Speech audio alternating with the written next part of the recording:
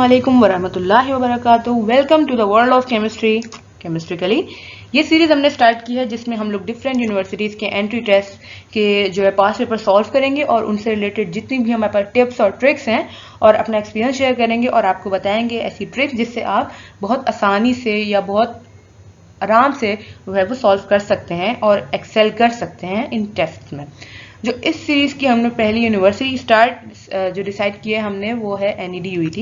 इस NED-UET के हम लोग जो है जितने भी एंट्री टेस्ट पेपर्स हैं उनको यहाँ डिस्कस करेंगे और इनके जो भी पास पेपर्स हैं उनको हम सॉल्व करेंगे और उनसे रिलेटेड जितनी भी टिप्स और ट्रिक्स हैं उनको शेयर करेंगे। तो क्योंकि हमारा पेज जो है वो केमिस्ट्री से रिलेटेड है तो अभी हम लोग फिलहाल सिर्फ इन एंट्री टेस्ट के यूनिवर्सिटीज़ के टेस्ट के जो केमिस्ट्री का पोर्शन है सिर्फ उसको डील करेंगे। तो जैसा कि आप लोग जानते हैं कि NED के टेस्ट में 25% पोर्शन होता है केमिस्ट्री का। ऐसे कैसे? जैसे 100 MCQs होते हैं आपके और उनमें से 25 आपके केमिस्ट्री के होते हैं, 25 आपके फिजिक्स के होते हैं, 25 आपके मैथमेटिक्स के होते हैं। And if you belong from a different faculty like pre medical और अदर्स तो आपका उस हिसाब से जो मैथमेटिक्स का पोर्शन है ये चेंज हो जाता है आपके फैकल्टी के मुताबिक और रिमेनिंग आपका 25% होता है इंग्लिश का।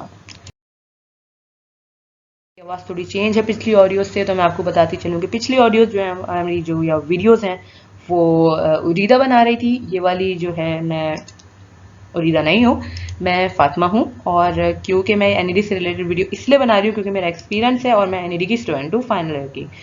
तो आगे बढ़ते हैं। आज जो हम लोग शेयर करने वाली हूँ मैं आपके साथ 3 टॉपिक्स ऐसे जिन पे मैं आपको टिप्स देना चाहूँगी कि जिनकी हेल्प से आप जो है एक्सेल कर सकते हैं NED-UET का टेस्ट। तो उस टॉपिक में जो मेरा पहला जो डिस्कशन का टॉपिक होगा वो है सिलेबस से रिलेटेड और दूसरा आपका जो मैं बताऊंगी वो है मैनेजिंग टाइम, कि किस तरीके से आपको अपने टाइम को लेकर चलना है और कि लिमिटेड टाइम में आप टेस्ट को पूरा कर सकें। और जो तीसरा टॉपिक होगा वो मेरा होगा स्पीड से रिलेटेड, जिसमें मैं आपको बताऊंगी कि आपको एक लिमिटेड टाइम में कितनी डिस्ट्रीब्यूशन देनी है हर MCQ को या आपको कौन सी स्ट्रेटेजी अपनानी है कि आप वो MCQ कर सकें लिमिटेड टाइम में। तो डिस्कस करते हैं अपना पहला टॉपिक दैट इज सिलेबस। तो उसमें मैं आपसे कहूंगी कि टेक्स्ट बुक्स, आप लोग अपनी टेक्स्ट बुक्स की तैयारी करें। वो टेक्स्ट बुक आप जिस भी बोर्ड से बिलोंग करते हैं उसमें फिजिक्स, केमिस्ट्री, मैथ्स इसकी आप तैयारी करें। हाँ, इंग्लिश में ये होता है कि इंग्लिश में जो है नॉवेल्स और स्टोरी से रिलेटेड क्वेश्चन नहीं होते, आपकी जो है ग्रामर से रिलेटेड होता है। तो वो तो एक हर यूनिवर्सिटी में होता है ऐसा, और तो उसमें तो आपकी इंग्लिश की प्रैक्टिस हो जाती है, आप डिफरेंट जो एक्टिविटीज़ को प्रैक्टिस करके कर लेते हैं। बट फिजिक्स, मैथ्स और केमिस्ट्री से रिलेटेड जो आपकी बेस्ट स्ट्रेटेजी होनी चाहिए वो आपकी होनी चाहिए टेक्स्ट बुक्स। उनको पढ़ें, जो भी चीज़ आएगी उनसे रिलेटेड आएगी। बहुत बच्चे समझते हैं कि यार पता नहीं क्या आ जाता है उसमें, MIT से बन के आता है पेपर, हार्वर्ड से बन के आता है। यार नहीं, ऐसा कुछ नहीं होता। आपकी जो टेक्स्ट बुक्स हैं उनमें जितने भी टॉपिक्स हैं, उनमें जितने भी कंसेप्ट हैं, उनमें से आएगा टॉपिक और उनमें से ही MCQs बनेंगे और आपको करना है। दूसरे आपके नोट्स इस तरह के होते हैं कि बहुत सारे बच्चों की किसी भी चीज़ को जहन में रखने की अपनी स्ट्रेटेजी होती है उसको समझने की। तो इंटरमीडिएट के दौरान बंदा फर्स्ट ईयर सेकेंड ईयर में वो अपने नोट्स बनाता है, कोई उर्दू में लिख लेता है, कोई किसी में, अपने समझने के सबके अलग अलग तरीके हैं। तो क्योंकि आपका सारा काम इस टेस्ट में कंसेप्ट का है, किसी चीज़ को समझने का है, क्योंकि आपको वहाँ पे आंसर नहीं लिखना लंबा लंबा, आपको एक टिक करना है आंसर, तो इसलिए उन कॉन्सेप्ट्स को ज़रूर पढ़ें। जो आपने नोट्स बनाए किसी चीज़ को समझने के लिए उनको थॉरोली विजिट ज़रूर करें। इसीलिए मैं कहती हूँ बहुत सारे बच्चे होते हैं जो कि फर्स्ट ईयर करके अपनी जो बुक्स हैं और अपने नोट्स बहुत जल्दी दे देते हैं। बट वो दें, ज़रूर दें, बहुत अच्छी बात है, बट उसको जिसको भी दे रहे हैं उससे बात करके रखें यार कि मैं नेक्स्ट ईयर तुमसे लूँगा, मुझे प्रिपरेशन करनी है। क्योंकि अपने हाथ की लिखी हुई जो भी चीज़ होती है ना वो आपको बहुत अच्छे तरीके से समझ आती है। आप किसी भी ज़हीन तरीन बच्चे के नोट्स लें, लेकिन आपको जो चीज़ अपने में से समझ आएगी ना, भले कम समझ आए लेकिन अच्छी समझ आएगी, तो वो बेहतरीन बात होती है। तीसरी आपकी है पास पेपर्स। जब इंसान इंटरमीडिएट में भी होता है तो जब वो एग्जाम की प्रिपरेशन कर रहा होता है, अगर आप उसको पास पेपर नहीं दिखाओ तो यार उसके एग्जाम पे फर्क पड़ेगा। उसको नहीं पता कि पेपर किस तरीके से आता है मेरा। तो इस तरीके से किसी चीज़ के पैटर्न को समझना, किसी चीज़ को समझना कि यार किस तरीके से आती है, तभी आप उस चीज़ की अच्छी प्रिपरेशन कर सकते हैं। आपको पता है मुझे किस चीज़ पे ज़्यादा फोकस करना है, किस चीज़ पे कम फोकस करना है, क्योंकि यहाँ पे यस और नो वाली बात है, आपको या तो है या नहीं है, ठीक है। तो इसलिए पास्ट पेपर्स को जितने आपके पास पास्ट पेपर हो सकते हैं उनको ज़रूर सॉल्व करें, और बिल्कुल इसको लाजमी एक चीज़ रखेंगे, मुझे पास्ट पेपर सॉल्व करने हैं। और तीसरी चीज़ आपके पास जो है कंसेप्ट बहुत सारे बच्चे रिलेटेड ये कहेंगे कि यार आपने कहा था टॉप टेक्स्ट बुक से पढ़ो, लेकिन टेक्स्ट बुक में एक लाइन लिखी हुई थी, लेकिन एज इट इज तो पेपर में आई नहीं, उस प्रिंसिपल या कुछ भी जो है आपकी टॉपिक से रिलेटेड वो किसी और लफ्जों में आई थी, उन्होंने कुछ और पूछा था। तो यार कॉन्सेप्ट्स का मतलब तो जैसा कि जानते ही हो सब कि अगर आपकी टेक्स्ट बुक में कोई प्रिंसिपल है, कोई टॉपिक है, कोई सी भी चीज़ है, तो उस टॉपिक से रिलेटेड कोई भी सवाल बन सकता है, उसकी एप्लीकेशन से रिलेटेड या उसकी एग्जिस्टेंस से रिलेटेड, तो वो चीज़ है कॉन्सेप्ट। तो अगर आपने टेक्स्ट बुक थॉरली पढ़ी हुई है तो आपको कभी मसला नहीं होगा इस चीज़ का, उससे रिलेटेड कोई भी चीज़ आ जाए आपके पास आप उसको सॉल्व कर सकते हैं। और आखिरी चीज़ ये है कि लॉट्स ऑफ प्रैक्टिस, जिस चीज़ की आप भी प्रैक्टिस करेंगे वो तो आपको वैसे ही मास्टर बना देगी।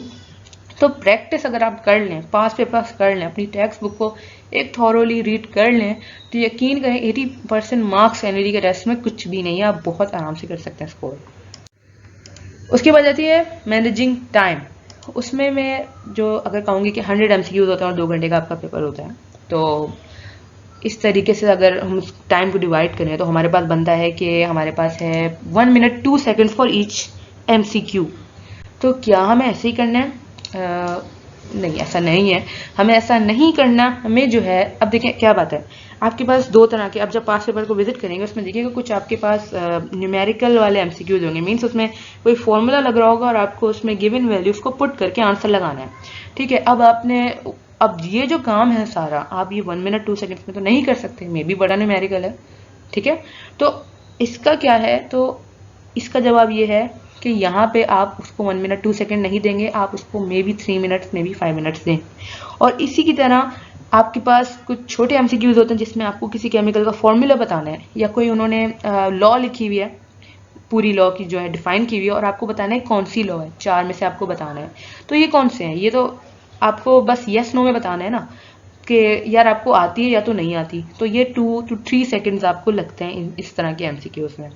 तो इसका मतलब ये है कि आपको जब आप पेपर दे रहे होंगे तो आपको वहां बैठ के डिसाइड करना है कि मुझे किस MCQ को ज़्यादा टाइम देना है और किसको कम टाइम देना है। और इंशाल्लाह जब हम पास पेपर सॉल्व कर रहे होंगे तो मैं आपको बताती भी रहूंगी कि इस तरह के MCQ को आपको कम टाइम देना है और इस तरह के MCQs को आपको ज़्यादा टाइम देना है। अच्छा जी, अब चलते हैं स्पीड की तरफ। स्पीड में मैं आपको ये बेसिक ट्रिक बताऊंगी जिससे आपकी सबसे पहले तो है आप परेशान नहीं होंगे, आप बिल्कुल कूल रहेंगे पूरे पेपर के दौरान, और आपका पेपर इंतहाई जो है वो नॉर्मल टाइम में ख़त्म हो जाएगा। ये है मेरी 1 गो फर्स्ट। इसमें आप क्या करें, आप पेपर स्टार्ट कर दें। अच्छा, डिफरेंट यूनिवर्सिटीज़ में होता है कि आप पेपर जब सॉल्व कर रहे हैं तो आप मीन्स आप पीछे नहीं जा सकते, पीछे पलट के नहीं देख सकते पेजेस को जो आप सॉल्व कर चुके हैं। बट क्योंकि हम एनईडी को फोकस करके चल रहे हैं तो मैं सारी बातें एनईडी से रिलेटेड ही बताऊंगी। तो एनईडी में ऐसा नहीं होता, आप पीछे जा सकते हैं, आप कोई सा भी क्वेश्चन कभी भी अटेम्प्ट कर सकते हैं, बस उन 2 घंटों के अंदर। तो इसमें हम लोग क्या करेंगे कि मैंने आपको कहा कि फर्स्ट गो में चलें, बस आप MCQ करना स्टार्ट कर दें, 1 से स्टार्ट कर दें। उसमें आप जितने भी आपके पास लेंदी हैं MCQs, कोई न्यूमेरिकल है उसको अवॉइड कर दें, जो भी आपको लेंदी बहुत ज़्यादा लेंदी है या उसको समझना पड़ रहा है उसको अवॉइड कर दें। और जो डाउटफुल MCQs है या अगर कोई ऐसा है कि जिसमें आपको 80% भी श्योर है उसको छोड़ दें, आप बस आगे चलते रहें, 1 गो में सॉल्व करें। भले आपकी फर्स्ट अटैम्प्ट में आपके 30 सॉल्व हो, 50 सॉल्व हो, 60 सॉल्व हो, आप बस 1 गो में कर दें। इससे क्या होगा, आपको ना थोड़ा सा अंदाजा होगा, यार मैंने पेपर सॉल्व कर लिया, मेरे तकरीबन इतना परसेंट, फॉर एग्जाम्पल 50 सॉल्व किया आपने फर्स्ट टाइम में, आपका जहन काम हो जाएगा कि यार मैंने इतने टाइम में जो है ना 50 सॉल्व कर लिया, मुझे 50% का करना है और मेरे पास इतना टाइम बचा हुआ है। तो आप क्या करेंगे, आराम से फिर लेकर चलेंगे और वो सॉल्व कर देंगे अपना जो है सुकून वाले माइंड से।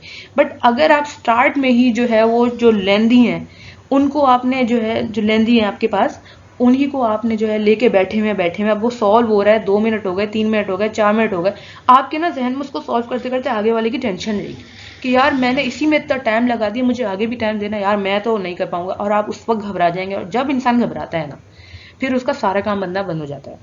तो बस ये है मेरी टिप, ये काम करें। और उसके बाद जो है जितने भी आपके पास जो है MCQs डाउटफुल, उनको बैठ के आराम से सोचते रहें बैठ के, मीन्स पहले वो में काम करें, उसके बाद जो है न्यूमेरिकल सॉल्व करें, उनके बाद जिनमें जो भी डाउट्स हैं उनको क्लियर करें, उसके बाद बस काम रहें। देखिए पेपर में बिल्कुल काम रहें, और ये है आज की टिप्स। इनको फॉलो ज़रूर कीजिएगा और इनको अप्लाई कीजिएगा अपनी प्रिपरेशन में और इनको एंट्री टेस्ट में ज़रूर आप देखेंगे कि आपको बहुत फ़र्क पड़ेगा। खासतौर पर ये 1 गो फर्स्ट वाली जो है ये टिप ज़रूर कीजिएगा, बल्कि मैं तो कहती हूँ हर एग्जाम में जो है इंसान अगर ये अप्लाई करे तो वो बिल्कुल भी एक तो काम रहेगा, ऊपर से पूरा पेपर लिमिटेड टाइम में कर मैं समराइज कर दूं कि आज हमने जो है 3 चीज़ें डिस्कस की, जिनमें हमारा था एक सिलेबस, और दूसरी मैंने जो डिस्कस की थी वो थी टाइम मैनेजमेंट से रिलेटेड, और तीसरी चीज़ स्पीड पे मैंने आपके लिए की थी। तो